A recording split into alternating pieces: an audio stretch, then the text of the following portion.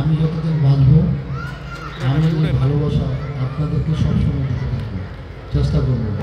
আর আমি আপনাদের থেকে কোনো সবসময় এই ভালোবাসা আশা করবো, ঠিক আছে? আমি আবার বলি, আমি কোনো হিংসা চাই না, আমি কোনো হিংসা চাই না। আমি গত কয়েকদিন যাবৎ এলাকা আসছি, আমি কোথাও হিংসা দেখছি না। এলাকায় অশান্তি আছে এখন কি মায়েরা আছে?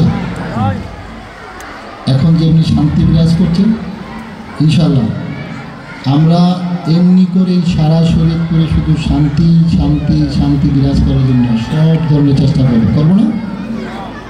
আপনারা আমার সাথে দোয়া করেন, আমার জন্য দোয়া করেন। আলহামদুলিল্লাহ আমরা এই শান্তি যাতে প্রতিষ্ঠা করতে পারি, আল্লাহ যেন আমাদের সবাইকে তৌফিক দান করেন, ঠিক আছে? আর সর্বশেষে আমার জন্য আপনারা দোয়া করবেন। আর প্রতি মা ও বোনেরা আপনাদেরকে বলছি, প্রত্যেক ঘরে ঘরে যে আপনারা আমার জন্য দোয়া চাবেন, ঠিক আছে? চাবেন তো কি মায়েরা, চাবেন?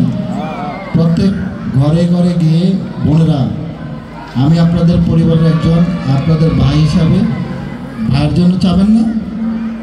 কি মুরব্বীরা সন্তানের জন্য বলবেন না? প্রত্যেকেই ঘরে ঘরে যেয়ে আমার জন্য দোয়া চাবেন।